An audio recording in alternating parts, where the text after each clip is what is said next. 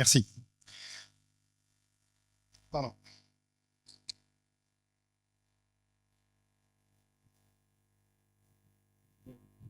Non, en fait, ça, c'est juste un petit. Qui a lu Tintin?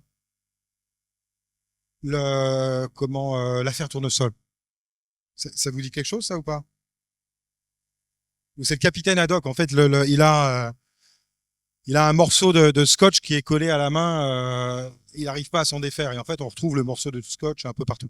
En fait, c'est ce qui m'est arrivé avec le mot ambition là depuis quelques semaines. En fait, ça colle partout. Je vais dans différents endroits. On me dit ah oui, alors salut, ça va, ouais, ouais ça va. Ouais, je sais pas pourquoi. En fait, c'est ça. Il y a quelques mois, il y a dû y avoir quelque chose qui est passé sur LinkedIn et bêtement, j'y ai répondu. Est-ce que ça t'intéresserait de faire un truc, un TEDx? Je- ouais. Et après, on m'a recontacté pour me dire toujours OK? Merde, mais j'ai oublié moi que j'avais dit oui à ça. Bon, alors, bon, voilà, mais après, je me suis dit, bon, bah, il faut quand même que j'y aille, quoi. Donc, j'y vais. Et j'ai vécu avec ce scotch, là, que j'ai rangé, pendant plusieurs semaines à me dire, mais qu'est-ce que je vais faire? C'est quoi l'ambition? Vous savez, est-ce que vous connaissez l'étymologie du mot ambition ou pas? Bon, parce que en fait, en règle générale, ce que j'aime bien faire, c'est repartir effectivement de la définition des mots, pour être sûr que, en tout cas, j'ai bien compris, de quoi il s'agissait. Donc, je suis allé dans une librairie pour acheter un dictionnaire d'étymologie. Non, je déconne, j'ai regardé sur ChatGPT. Et en fait, ambition, ça vient du latin ambitio, et qui lui-même est dérivé du mot ambire, qui veut dire, alors amb, ça veut dire autour, et ire, ça veut dire aller. Euh, et en fait, à l'époque romaine, les personnes politiques qui voulaient se faire élire, qui étaient en campagne, faisaient le tour d'un certain nombre d'autres personnes pour justement, quelque part, les séduire et avoir leur vote. Voilà, ça c'est le point de départ du mot ambition. Alors c'est intéressant parce que dans tout ce que l'on a évoqué ou tout ce que l'on a pu entendre cet après-midi, c'est que d'un côté il y a effectivement les ambitions au sens je veux briller, je veux m'affirmer, je veux, etc. Et puis il y a eu aussi ça a été le cas, Cara, ouais, Cara, quelque part, oui. C'est comment effectivement je recrée une forme de solidarité et comment cette ambition, cette réussite n'est pas une ambition pour soi, mais une ambition partagée et une ambition au sens collectif, au sens de la coopération. Alors, c'est amusant parce que le point de départ, justement, du mot ambition, donc dans sa version latine, c'est vraiment ça, c'est comment créer du lien. Alors bon, c'est vrai que au départ, c'est comment séduire.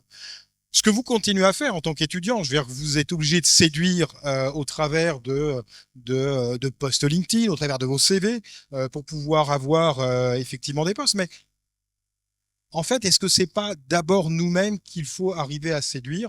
Et je crois que c'est Aurélia qui a dû à un moment donné dire que le, le- le- l'ambition, c'était pas grimper en haut de l'échelle, mais descendre en soi. Et je pense qu'effectivement, il y a toute une partie de cette dimension-là qui est importante. Comment accepter une forme d'authenticité dans l'ambition que l'on peut avoir? C'est-à-dire, est-ce que je suis en train de briguer un poste parce que c'est le chemin convenu? Est-ce que je suis en train de briguer un poste parce que c'est ce que mes parents, par exemple, voudraient que je fasse? Est-ce que je suis en train d'avoir une ambition par procuration ou est-ce que c'est véritablement moi? Est-ce que je suis... Il y a des mots qui ont été utilisés. Je veux dire, Cara a utilisé le mot savoir. Il y a aussi le mot le vouloir. Qu'est-ce que je veux vraiment? Est-ce que je sais ce que je veux? Est-ce que je peux ce que je veux? Est-ce que je me donne les moyens de... Est-ce que j'ai l'humilité suffisante? Il y a aussi le mot humilité qui a été utilisé. Est-ce que j'ai l'humilité suffisante pour pouvoir reconnaître ce que je sais faire, ce que je ne sais pas faire, ce que je peux faire seul, ce qu'il va, ce que je vais devoir faire avec d'autres? Donc, c'est-à-dire qu'on garde encore cette notion de lien qui est à l'origine, encore une fois, du terme ambition. Je ne peux pas être élu si vous ne votez pas pour moi. Donc, c'est comment je fais lien. Ça parle pas de ce que l'on en fait. Hein. Trump a été élu, voilà. Je suis pas sûr qu'effectivement il en fasse la meilleure chose. Mais je crée au moins effectivement du lien pour pouvoir être élu.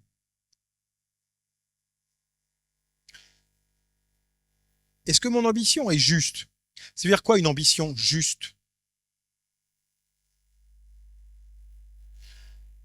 Alors, dans les différents cours que je peux donner, j'aime bien poser ces questions à mes étudiants sur ce qu'est la notion d'équilibre. Quand est-ce que je sais que je suis à l'équilibre? Alors, dans une version plutôt française, latine, enfin grecque plus exactement, une pensée grecque, l'équilibre, c'est plutôt un point fixe. Si on va dans des philosophies plus chinoises, l'équilibre, c'est un mouvement en fait. Et en fait, si on pense l'équilibre comme un mouvement, on voit tout de suite plus facilement que en fait, il oscille entre trop et pas assez. Trop ambitieux ou pas assez ambitieux. D'ailleurs, ce mot ambitieux, si on se, si on se place de l'autre côté, celui qui pourrait juger notre ambition et qui pourrait dire, ah oui, il est ambitieux. C'est pas la même chose que, ah ben, il est ambitieux. Et rien que dans la tonalité, en fait, on change de sens. Pas forcément de manière radicale. On pourrait aller encore plus loin. Il y a certains mots comme ça, il y en a plein, mais comme par exemple drôle. Ah, il est drôle. Là, ça dit vraiment qu'il est drôle. Et puis d'autres mots, généreux. Ah ben, il est généreux. Ah, c'est bizarre, ça dit pas tout à fait la même chose. Ça dit pas qu'il est vraiment généreux. C'est-à-dire qu'on a pris le même mot pour dire autre chose. Ambitieux, c'est pareil. Si on est bienveillant, si on est admiratif, c'est vraiment de l'ambition. C'est-à-dire qu'on souligne l'élan de la personne, sa pugnacité. Avec un peu d'ironie, on se dit, bah, il veut aller un peu vite, hein, il veut aller un peu loin, voire trop vite, voire trop loin. Et puis, si on est vraiment critique, bah, ça devient presque un reproche au sens, bah, lui ou elle, il ou elle est prête à tout pour réussir, même à écraser les autres. Et donc là, l'ambition, effectivement, elle est de l'autre côté, dans un excès. Je reviens aussi sur des points qu'a évoqué Cara sur cette notion de déterminisme. Alors le déterminisme, il y a du déterminisme social, il y a du déterminisme peut-être d'expérience, il y a du déterminisme familial, positif ou négatif, ça dépend du terreau dans lequel on est. Il peut y avoir un terrain favorable si effectivement on a été accompagné, si on a été mis en confiance, si on a reçu des encouragements. Ça, c'est plutôt un terrain et un terreau favorable. Donc ça veut dire qu'effectivement notre ambition, elle va pouvoir se développer. En revanche, on peut avoir effectivement eu des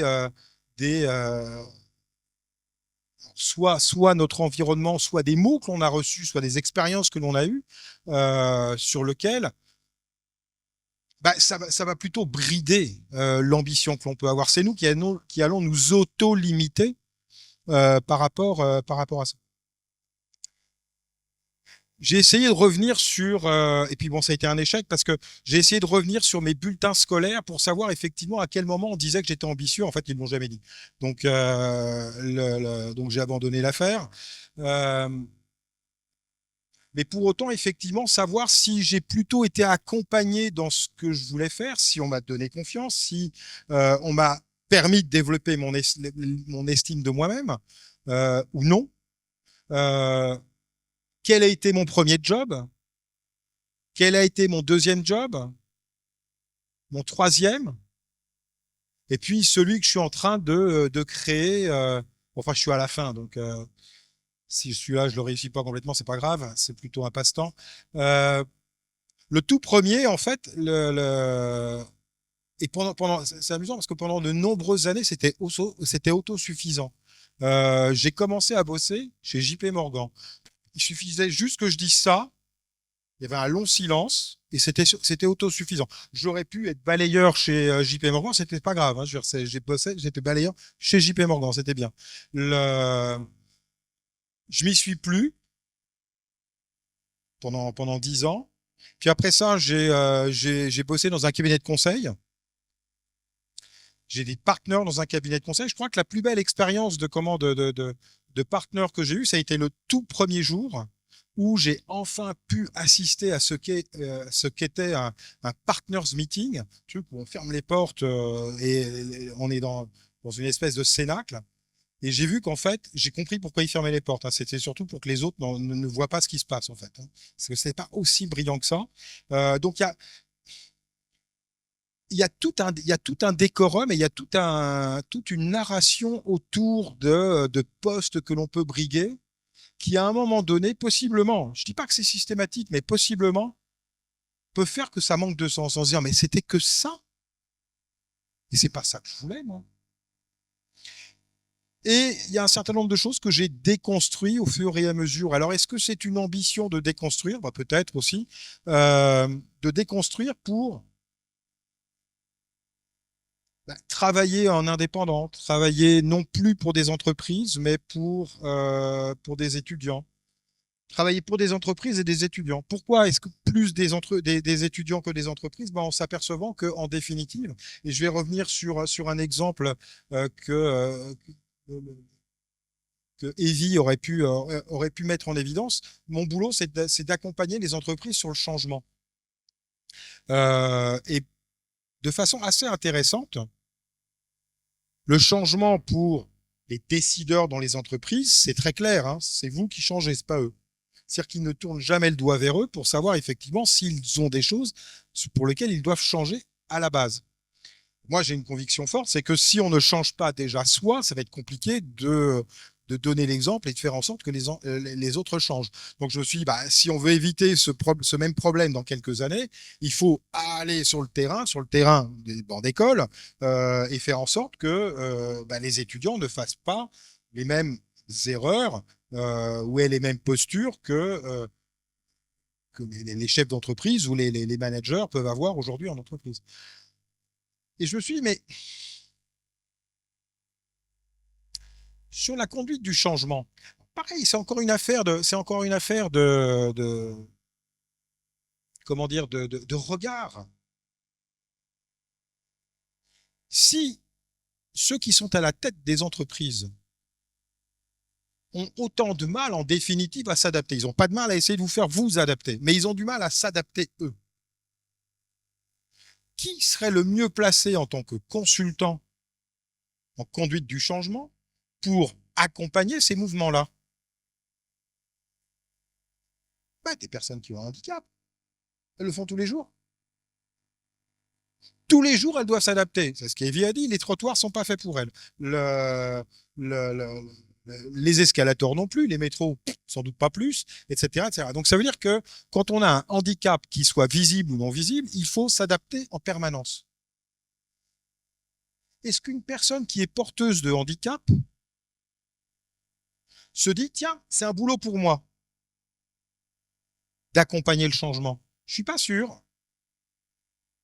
Est-ce qu'un décideur dans une entreprise, ayant la possibilité d'embaucher une personne qui a un handicap, se dit, tiens, c'est la bonne personne? Je suis pas sûr. Donc il y a plein d'ambitions qui sont bridées très certainement par le fait que, en fait, on ne les voit pas. Il y a toute une zone grise où tout un pan d'impensé qui fait qu'en fait, il y a des carrières qui ne se font pas, qui pourraient se faire, des liens qui pourraient se créer, qui ne se créent pas, parce qu'on ne les voit pas.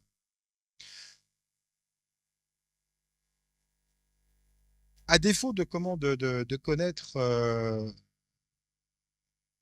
l'affaire Tournesol de Tintin, est-ce que vous connaissez au moins, est-ce que vous connaissez la fable du lièvre et de la tortue. Bon, alors vous savez que la tortue a fini par arriver première devant le lièvre, etc., etc. Est-ce que la tortue a été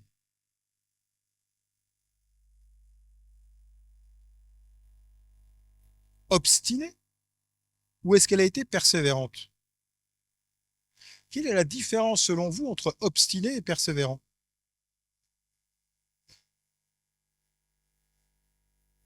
Hmm. Mais quand est-ce que je sais que je m'entête?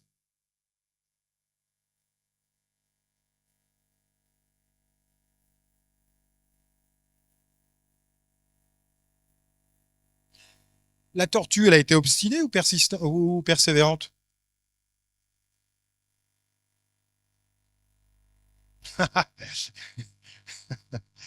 Alors, en fait, ben, ça dépend du résultat. C'est-à-dire que si la tortue arrive devant le lièvre, elle est persévérante. Si la tortue arrive après le lièvre, elle a été juste obstinée. C'est juste qu'effectivement, normalement, une tortue, ça gagne pas devant un lièvre.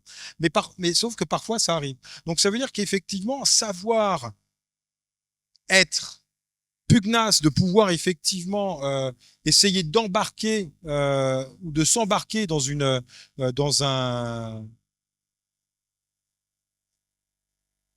aventure qui n'est pas gagnée d'avance,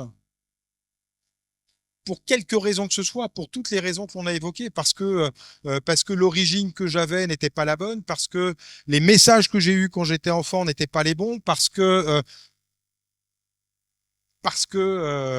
bref, enfin toutes les raisons qu'on a déjà pu évoquer, qui ont été évoquées lors des précédentes présentations. Euh, Savoir effectivement se donner cette chance d'être au moins persévérant, mais savoir aussi que la limite entre persévérance et obstination, elle n'est pas si facile que ça à déterminer. Donc savoir s'arrêter, c'est aussi quelque chose d'important. Alors arrêter, c'est pas abandonner, arrêter, ça peut être bifurquer. Vous savez, vous, vous connaissez le pont d'Avignon et sa particularité? Il n'est pas terminé. Donc ça veut dire qu'effectivement, la question qu'on peut se poser, c'est à quel moment je sais que je suis au bout du pont. Soit je le sais avant en me disant si je fais un pas encore, je tombe, soit je fais le pas, je suis tombé et je me dis tiens, la fin du pont, c'était juste avant. Ben, c'est exactement ça qu'il faut arriver effectivement à déterminer sur notre propre ambition ou sur le fait de savoir si on est persévérant ou si on est obstiné. C'est savoir jusqu'où on va, savoir où est-ce que l'on s'arrête et savoir comment on bifurque.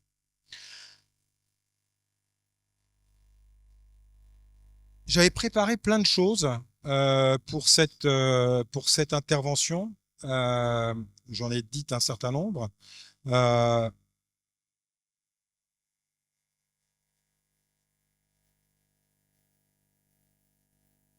et en fait, je me suis posé la question in fine pour moi-même. Quelle était l'ambition que je pouvais me fixer là, sur cet instant?